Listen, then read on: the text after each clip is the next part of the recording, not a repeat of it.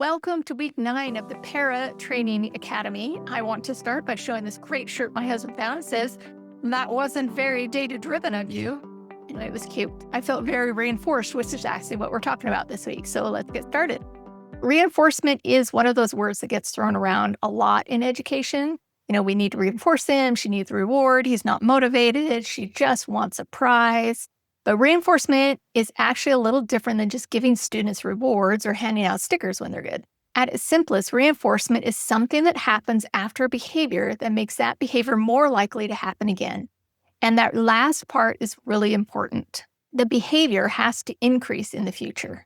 If I give a student a sticker every time they finish their work, but the sticker doesn't make them any more likely to finish their work in the future, that sticker might be a reward, it might be something nice, but it's not actually functioning as a reinforcer.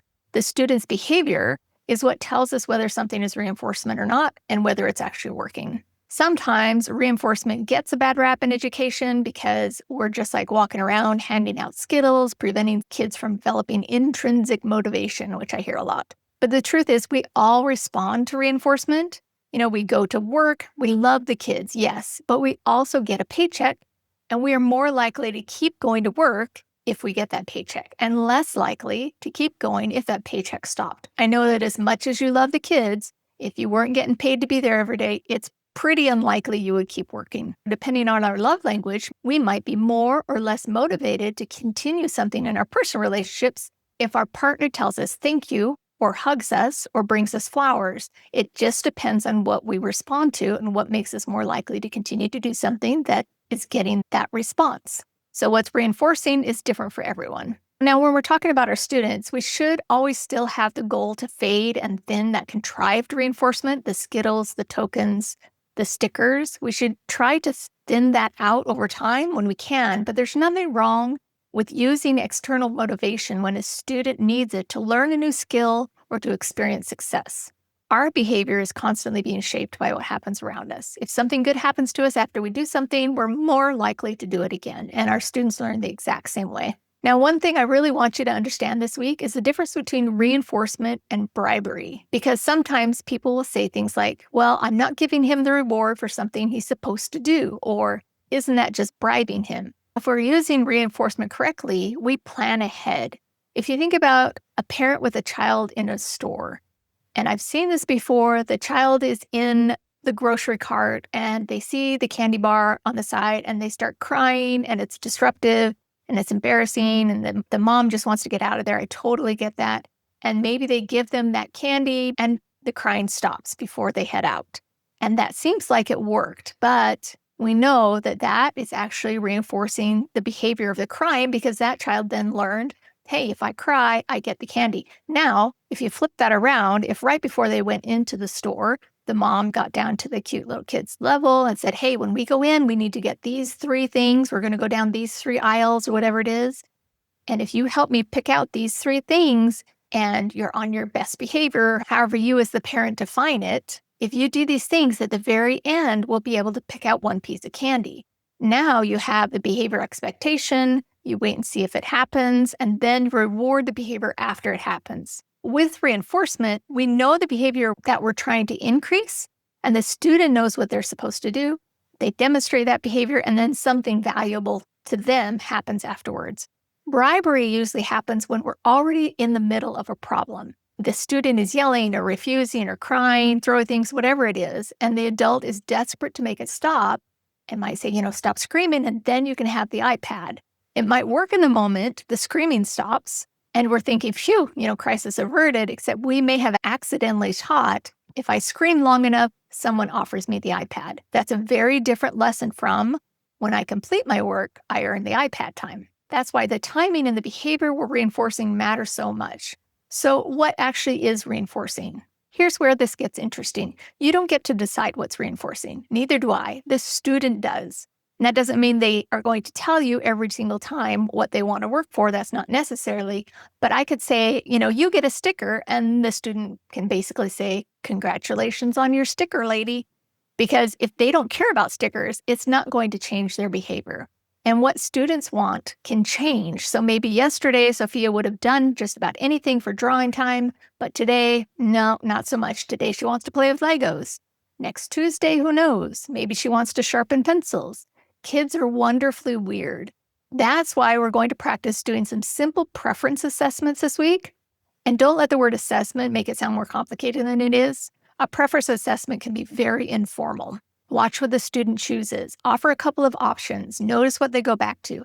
Ask them what they want. Ask their family or other staff members what they've been motivated by. Try something new. Basically, become a little reinforcer detective. And remember that preference and reinforcement aren't exactly the same thing. Preference tells us what the student seems to want. Then we use that information to identify something that might work as a reinforcement. The behavior tells us what it actually did, if it was a reinforcer, if that behavior increased in the future. This week, we're also going to practice using token systems. Most staff members in special education get really good at using token systems. Token systems are like abridged delayed gratification. Think about starting a new habit yourself, like going to the gym. At first, you might need a pretty immediate payoff. I worked out, so now I get my fancy coffee. But over time, you don't necessarily need that reward after every workout, although it might be nice. But you start tolerating longer delays. You can start doing your routine a little bit longer. It becomes easier. Eventually, some of the natural benefits may help the behavior keep going. And we want the same thing for our students. Tokens let us reinforce a behavior right away while gradually teaching students to work towards something that comes later. As skills get stronger, we can slowly require a little bit more, wait a little longer, thin that reinforcement so that the behavior becomes more independent and durable. Now, it's important to remember that what tokens lead to is what matters. If you've got 47 gold stars and they don't actually lead to anything that you care about, I've basically given you a tiny collection of office supplies. So a token system needs to be clear and achievable, and the student needs to know how to earn the tokens. And the tokens don't need to always be poker chips. It can literally be anything. I've used poker chips, I've used stickers, hole punch cards, letters, filling up a puzzle. You can think anything is just, this is representing a piece of a pie, and the reinforcement comes at the end. Here's a couple other things. We need to make sure we're giving the tokens out quickly when the behavior happens. The student needs to be able to earn enough of them in a reasonable amount of time, especially early on. And when they earn the reward, you've got to follow through. So whatever thing that they've chosen or you've chosen with them for that to be the reward, you have to be able to follow through with that. They earned it, they get it. Now, when you're introducing a token system, make it easy to win at first. I've often started with 4 of the 5 tokens already on the board, so the student only has to do one little thing to earn that last token and immediately access the reinforcer. A student who is brand new to sitting at a table, that first thing might literally be putting their little butt in the chair. Token is earned, reinforcement delivered, go play, and they're immediately allowed to get up. We're building that tolerance of sitting to do work. Once they understand the system and are successful with it, then I can slowly increase the expectation, sitting for a few seconds, complete one quick task, then 2, and so on in order to earn one of the tokens. And then start with 2 of the 5 tokens filled in the board, and then eventually none of the tokens filled in, and they have to fill them all in. We're building to that tolerance over time. Start with success, and then gradually stretch the distance between the behavior and the payoff. Later in the week, we're going to look at some examples where reinforcement isn't working very well, and I want you to start thinking like a problem solver rather than immediately deciding reinforcement doesn't work with this kid or this thing doesn't work. Instead, we're going to check 5 things: value of the reinforcement, the timing of the reinforcement, clarity, how clear we are on what the expectation is, the effort it takes to earn a token, and then always follow through. Did the student actually want the reinforcer right now? Are we giving the reinforcement quickly enough? Does the student understand what behavior earns it? Is the amount of work reasonable compared to what they're earning? And are we actually following through and giving them what they earned? Because sometimes the problem isn't the reinforcement, it's just that we've built a lousy deal for them. So if I told you, complete 6 hours of paperwork and I'll give you 1 Skittle, I'm guessing the motivation would not be exactly soaring. But if I told you, finish this 1 page and then you can go get a coffee, now we might have something. The effort and the payoff have to make sense to the learner.